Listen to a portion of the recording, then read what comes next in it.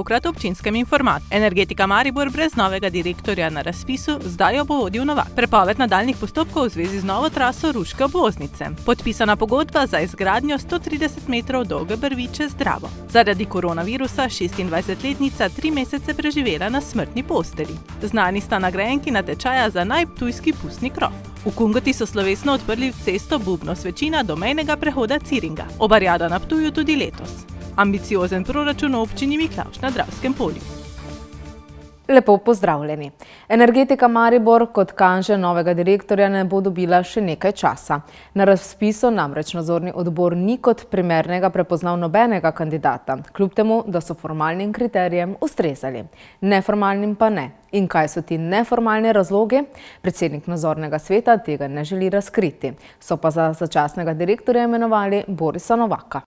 Potem, ko so Perca razrešili konec novembra lanskega leta, Energetika Maribor še vedno nima direktorja s polnim mandatom. Nadzornikov družbe ni prepričal noben od 5 kandidatov, ki so se prijavili na januarski razpis. En razpis je že bil opravljen, prijavilo se je 5 kandidatov, z 4 smo opravili razgovor in med temi 4 nismo prepoznali dobenega, ki mu lahko zaupali vodenje Energetike Maribor. Kljub temu, da so ustrezali kriterijem, pa očitno formalni kriteriji niso dovolj zanesljivi, da bi se odločili za katerega izmed kar 4 kandidatov, ki so se predstavili. Po nekim formalnim kriterijem so ustrezali, ker v nasprotnem niti ne bi bili povabljeni na razgovor. To pomeni, da so pravočasno dali in da so imeli ustrezno izobrazbo in izkušnje, ki jih pač smo zahtevali. Neformalnim pa torej ne. Kaj pa so bili tisti neformalni kriteriji, da niso zadostili direktorskem mestu? Glejte, določenih stvari žal ne moram tukaj razlagati, ampak kot sem že povedal, niso nas prepričali, da bi se odločili za nekoga. A hitro so našli rešitev. Ker je direktor Richter preobremenjen z vodenjem holdinga in energetike, so na mesto začasno posedli njegovega tesnega sodelavca še iz Pošte Slovenije Borisa Novaka. V sredo smo imeli izredno sejo nadzornega sveta, kjer smo na željo gospoda Richtera, kateri nas je prosil, da ga razrešimo te vloge, ker pač ne zmore in holdinga in energetike. Mi ga razumemo in smo poiskali nadomestnega kandidata, to je gospod Boris Novak, trenutni predsednik nadzornega sveta javnega holdinga, in smo z njim opravili tudi razgovor in je bil pripravljen prevzeti začasno vodenje energetike do izbora novega kandidata ali pa kandidatke. Po naših informacijah so sicer na Energetiki Maribor v tem času na delovno mesto vodje razvoja imenovali kandidata za direktorja, ki prihaja iz vrst Liste Arsenoviča. A glavni nadzornik o tem ne ve nič. Ne, da bi jaz vedel ne. Vprašanja o zaposlitvi smo naslovili tudi na javni holding Maribor, a nam niso odgovorili na vprašanja o točno določeni osebi, niso pa zanikali, da so v zadnjih 14 dneh zaposlili osebo na delovno mesto vodja raziskav in razvoja v Energetiki Maribor. Nadaljujemo pa v občini Ruše, kjer se je včeraj odvila 20. redna seja občinskega sveta. Županja Urška Repulus, ki je predstavila spremembe, do katerih je prišlo med prvim in drugim branjem proračuna za letošnje leto. Svetniki so predali predlog, da dodajo še sklep vezan na novo traso Ruške obvoznice.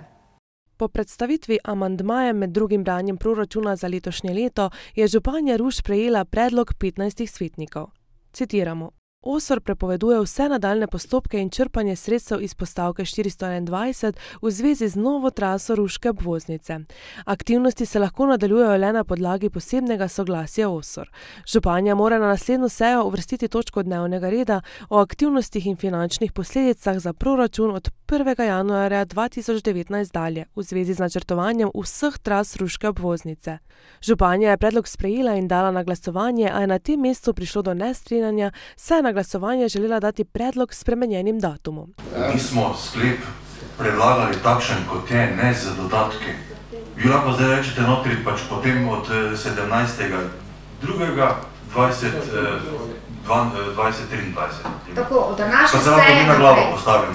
Od današnje seje naprej Nato so glasovali brez datuma in predlog je podprlo 15 svetnikov. Ruška obvoznica je projekt, ki je v Rušah star že cirka 30 let. 30 let že imamo vpisano torej tudi obvoznico in seveda svetniki so predlagali, da se vsi postopki v zvezi z prostorskim načrtovanjem ustavijo in da torej občina več ne dela na tej trasi obvoznice, ki je seveda predlagala stroka. Tako da jaz se seveda strinjam, nikoli ne bom delala nič proti našim prebivalcem. Če se torej to območje ne strinja, bomo seveda to tudi skonsultirali z Ministrstvom za ceste, z Direkcijo za ceste oziroma Ministrstvom za infrastrukturo. A na drugi strani so bili krajani le nekaj dni pred sejo precej razočarani. 15. februarja so se v prostorih krajevne skupnosti Smolnik zbrali člani KS Smolnik, krajani Smolnika in Ruš. Prisotna je bila tudi županja. Zatrdili so, da so iz objav županje na družbenem omrežju izvedeli, da se pripravljajo dokumenti za premik obstoječe trase na drugo lokacijo. V izjavi za javnost so zapisali: krajani Smolnika smo tudi jasno povedali, da si nikakor ne želimo, da se trasa spreminja zaradi nekaterih nam neznanih in najbrž ozkih interesov. Na več direktnih vprašanj, zakaj občina Ruše potiho, že praktično ves županjen mandat dela na umeščanju nove trase v prostorski plan, nismo dobili nikakršnega tehnega odgovora. Edini konkretni odgovor gospe županje je bil, da je ob železnici že tako in tako degradirano območje. Iz strani svetnikov je sicer prišel očitek, da niso bili seznanjeni z aktivnostmi, ki so jih na občini izvajali v zvezi z obvoznico. Vsi vemo, da je ta trasa obvoznice se delala v neki tajnosti in ljudje sploh za to niso vedeli. So se dobili na krajevni odboru in tam pač je prišlo do tega, da je stvar eskalirala v to, kar je danes. Jaz sem zelo vesel podpore vseh svetnikov, razen 3. Tako da toplo pozdravljam to. Zagotovo smo javno seznanjali, tako kot seznanjamo na običajen način in tudi glede obvoznice je javnost bila seznanjena v skladu z zakonodajo, ki je na tem področju velja. Jaz kot svetnik nisem dobil enega dopisa. Težko pa rečem, da je to bilo na očeh javnosti. Sicer trdijo, da so bile te objave na spletnih straneh, ampak jaz mislim, da občani ne brskajo po spletnih straneh občine, gledajo prostorske akte, ampak se to naredi na neki bolj transparenten način. Županja mora tako na prihodnjo sejo uvrstiti točko dnevnega reda o aktivnostih in finančnih posledicah za proračun od 1. januarja 2019 dalje. Sejo je zaznamoval tudi odstop Martina Lesjaka iz SD-ja, odslej bo deloval kot samostojni svetnik. V Mariboru so podpisali pogodbo z izvajalcem za gradnjo brvi, ki bo povezovala levo in desno stran brega reke Drave. Plovnost za plovila zaradi nje ne bo otežena, je zagotovil župan. Poglejmo si prispevek. Pred hišo Stare Trte so slavnostno podpisali pogodbo z izvajalcem za gradnjo brvi Lent Tabor. Predvsem iz vidika povezovanja tradicije, torej brv je na tem mestu že stala, kar dokazuje fotografija z leta 1941, ko je bil podrt po umiku jugoslovanske vojske stari most in je ostala edina komunikacija v mestu, prav ta brv, ki bomo sedaj ponovno zgradili. Brv je načrtovano, da bo zgrajena v roku 1 leta, dolga bo 130 metrov, povezovala bo Lent s Taborom. Časovnica je točno 1 leto, po podpisu pogodbe bomo verjetno pristopili k uvedbi v delo, pridobitev vseh soglasij. Priprava, dosti dela bo v bistvu upravljenega tudi v delavnicah, ker je dosti elementov treba predpripraviti in je potem v bistvu samo montaža na licu mesta. Pomisleki so bili tudi, če bo zaradi brvi onemogočena plovba. Župan zagotavlja, da ne. Tukaj bomo lahko pluli in tudi s javnim potniškim prometom, ki ga načrtujemo, vsekakor je ta višina tista in tudi mislim, da v zadnjem času ravno tudi zaradi tega še dvignen. Mislim, da za ne pol metra ali pa metra pa bil drugi lok narejen, zato da je plovnost zagotovljena. Vrednost gradnje nove brvi med Lentom in Taborom je 4,5 milijona evrov. Zagotovljena so tako evropska kot državna sredstva. Zagotovimo lahko, da bomo skupaj z našo inženirsko ekipo, skupaj s projektanti iz tujine in iz Slovenije, nadzorom in nenazadnje tudi z sodelavci mestne občine Maribor ugriznili in rešili vse zagate, ki jih tak objekt pred sabo nosi. Mestna občina Maribor je sicer že izvedla nekaj pripravljalnih del, med drugim tudi arheološke raziskave na Lentu. V oddaji Moja zgodba smo gostili Anjo Petan, ki je koronavirus spremenil življenje. Preživela je 3 pljučnice, odpoved ledvic, pljuč, doživela infarkt. Več pa v prispevku. Anino življenje je bilo pred koronavirusom čisto normalno. Veliko sem se ukvarjala z športom, hodila v fitness, na Pohorje, vsakodnevno hodila v službo, se družila s prijatelji. Nato je prišlo do okužbe. Prvi znaki so bili bolečine v želodcu, zato je mislila, da se je zastrupila. Kmalu pa so se v bistvu vsi simptomi začeli stopnjevati in pojavilo se je tudi bruhanje krvi. Takrat pa sem poiskala pomoč na urgenci. Namestili so jo na COVID oddelek. Kjer pa so se stvari začele v bistvu drastično spreminjati, vsakodnevno so se slabšale situacije. V bistvu vsak dan sem potrebovala dodatni procent kisika, ki mi je v bistvu pomagal, da sem lahko normalno dihala, da so v bistvu trenutki bili olajšani malo. Stanje se tako poslabšalo, da je potrebovala ventilacijo pljuč. Vsega začetka prebujanja iz kome se praktično dosti ne spomnim. Spomnim se v bistvu prvega obraza, ki je bila moja mama. Predtem pa preden sem se lahko začela sploh premikati in začela odpirati oči, slišala v ozadju zdravnike, kako se med seboj pogovarjajo, da v bistvu ni dobro, da se ne zbudim. Povedali so, da lahko pride do tega, da jo odpovedo vsi organi, a po 2 mesecih so jo ponovno postavili na noge. Začelo se je vse z razgibavanjem v postelji, s pomočjo fizioterapevtke, posedanje, premikanje rok, nog in potem samo vstajanje iz postelje, ki je bilo težje, kot je bilo pričakovano. Potrebovala je celotno pomoč. Po odpustu iz bolnišnice pa je sledila rehabilitacija. Njena največja želja, ki jo je imela, je, da bo ponovno samostojna.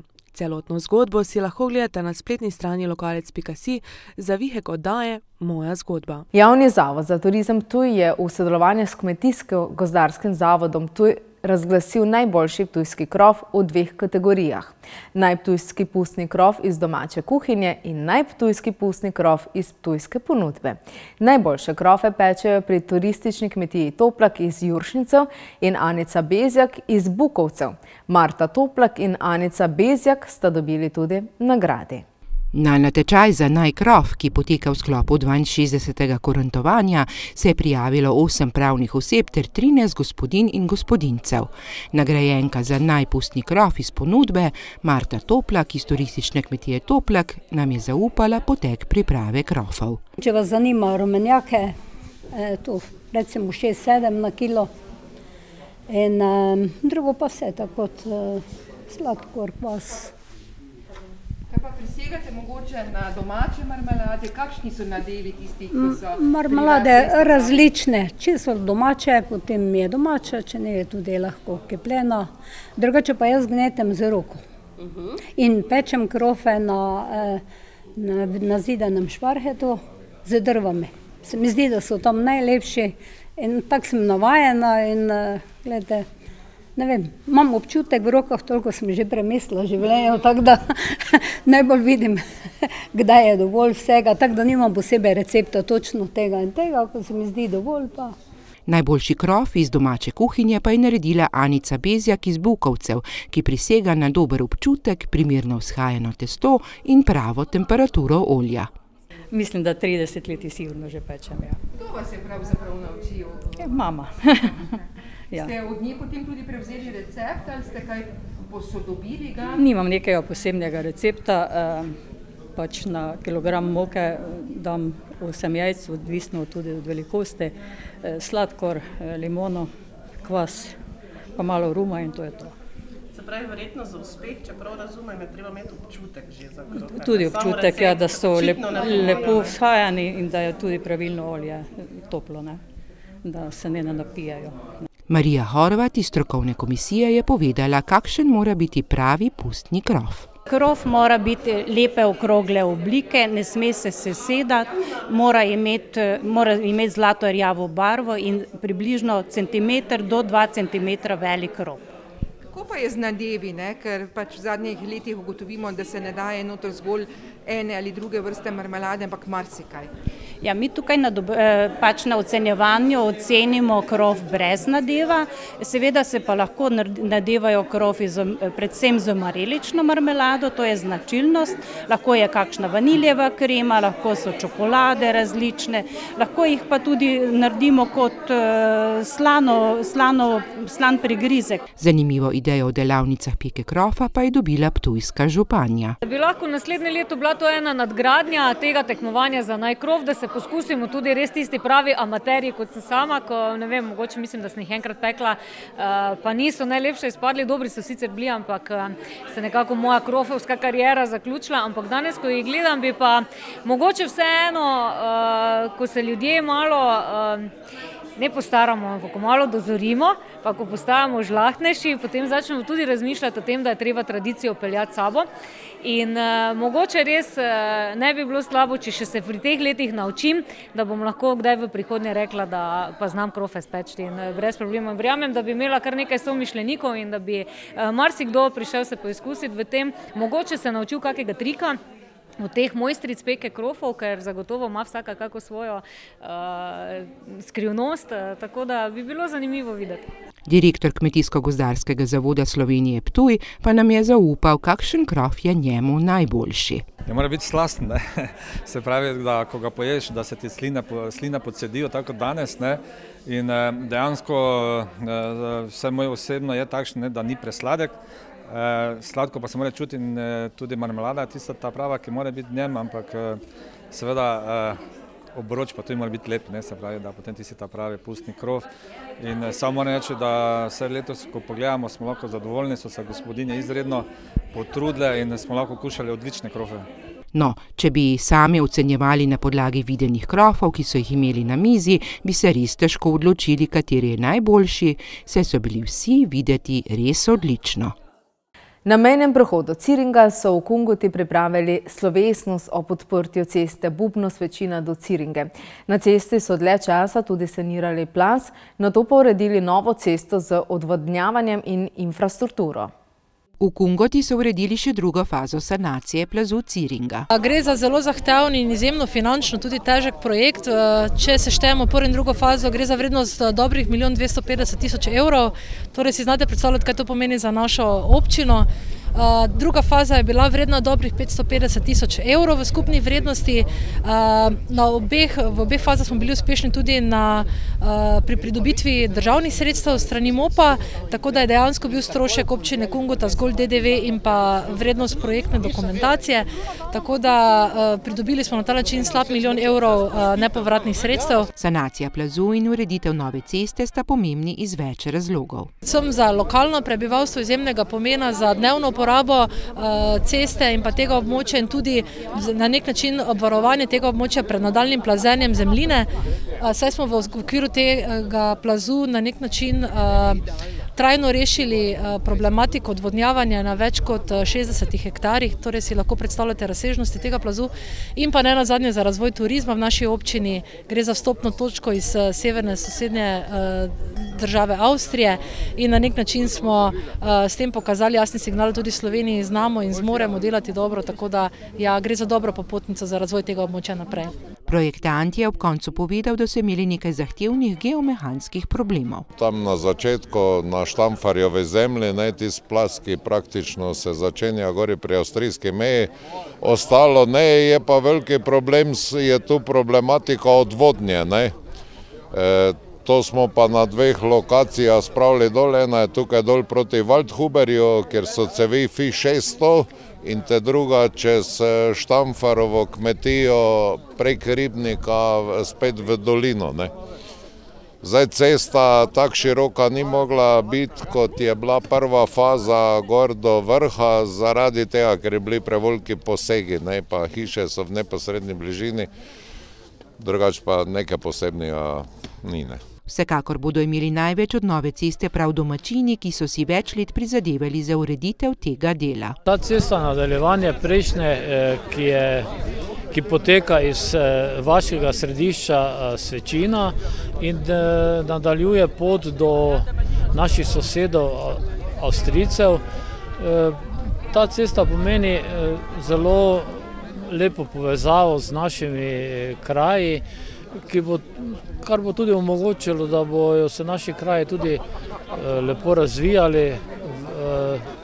S tem bo pretok gostov, povezava je tu z avstrijsko vinsko cesto, s tem bodo tudi naši kraji, tudi naši vinarji dobili eno, lahko rečemo, eno fajno zaledje, da bo tudi do nas prišlo dosti gostov, kar bo pomenilo tudi razvoj in obogatitev naših vinarjev in naših krajev. Poudaril je, da je infrastruktura zelo pomembna za ruralna okolja. Čeprav nekateri v urbanih okoljih sicer govorijo, da zopet te ceste, ampak cesta in vse ostalo je pomembno za razvoj in za obogatitev krajev. Več gostov, več spoznanja teh naših krajev je sigurno ena dobra popotnica za naprej. In za dobro popotnico vseh so ob odprtju nazdravili in cesto nenazadnje tudi blagoslovili, da bo promet po njej tekel varno. Že 17. leto zapored pa bodo v Lions klubu Ptuj poskrbeli, da bo na Ptuju dišalo po slastni obari. Tokrat malo drugače kot minula leta, pa vendar dogodek bo izpeljan, tudi tokrat humanitaren. Tradicionalni dogodek Lions kluba Ptuj se bo odvijal tudi letos. Zadišalo bo po obari in dobrodelnosti. V soboto bo potekala 17. obariada, ki žal ne bo družabna, ne bo tekmovalna, bo pa humanitarna kot vsako leto. Dejansko letos nam je prisluhnilo naši prošnji 26 donatorjev, kar je rekordna številka. Moram povedati, da ko donatorjem predstavljam naš namen, za koga bomo zbirali in ko predstavljam stisko teh ljudi, se zadnje čase sploh ne dogaja več, se sploh ne pojavijo več vprašanja zakaj, čemu, ampak ja, bomo dali, bomo pomagali. In to je velika motivacija za nas vse v Lions klubu Ptuj, da še naprej peljemo te akcije in da pomagamo. Namen letošnje obariade je, da bodo pomagali mami samohranilki z 2 mladoletnima otrokoma pri ureditvi kopalnice ter moškemu pri ureditvi kopalnice v bivalnem kontejnerju. Naša slastna obara za to humanitarno noto bomo letos skupaj z donatorji in člani Lions kluba Ptuj razdelili zaposlenim v bolnici Ptuj oziroma bolnišnici, zdravstvenem domu, domu upokojencev in pa brezdomcem. Namreč v zahvalo za njihovo požrtovalnost, kajti oni so junaki covida, heroji covida, ker so pomagali vsem. Seveda smo pa, kot je v preteklih letih bila vedno, obariada je bila dejansko tudi ciljna, da smo razdelili obaro ljudem, ki si težko vsakodnevno privoščijo topli obrok. Tako so se letos odločili, da skupaj z razdelilnico za donirano hrano na Ptuju razdelijo 200 obrokov obare med abonente razdelilnice. Sicer pa je tudi obariada del večjega projekta. Projekt Donirana hrana, ki se izvaja zdaj že 9. leto, poteka projekt v 30 slovenskih mestih, v 117 trgovinah vseh 5 največjih verig, to so Lidl, Mercator, Tuš, Hofer in pa v bistvu teh 5. Vsak večer se pobirajo ti viški hrane, ki ostanejo in se prostovoljci prevzamejo in to pol v razdelilnici še isti zvečer ali pa drugo jutro, če to dopušča hrana, se razdelijo. Projekt Donirana hrana je bil lani zelo uspešen. Lansko leto je bilo rekordno, ker se je zbralo več kot 1000 ton hrane, ki je bila predeljena. Istočasno se odpirajo nove možnosti, ki nam trgovci pol občasno predajo tudi oblačila, nova nerabljena, ki bi drugače šla v sežig. Tudi te prevzamemo, razdelimo in na ta način pomagamo dnevno več kot 4000 prebivalcem v Sloveniji. Sicer pa bo dogodek prilagojen glede na epidemiološko situacijo, a kljub temu bo izveden, saj se zavedajo, da je dobrodelnost ključna tudi v teh trenutkih.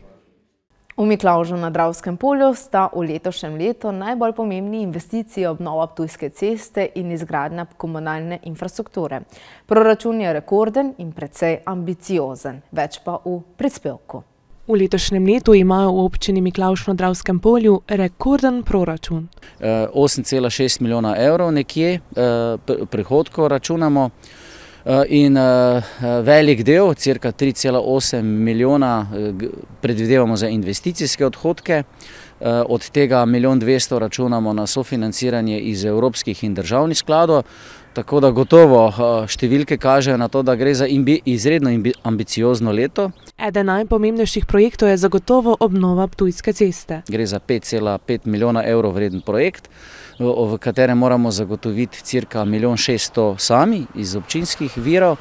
In teh 1,6 milijona bomo pokrili 900 iz občinskega proračuna in pa cirka 600 iz Evropskega kohezijskega sklada, torej sredstev Evrope. Ostalo pa bo krila država.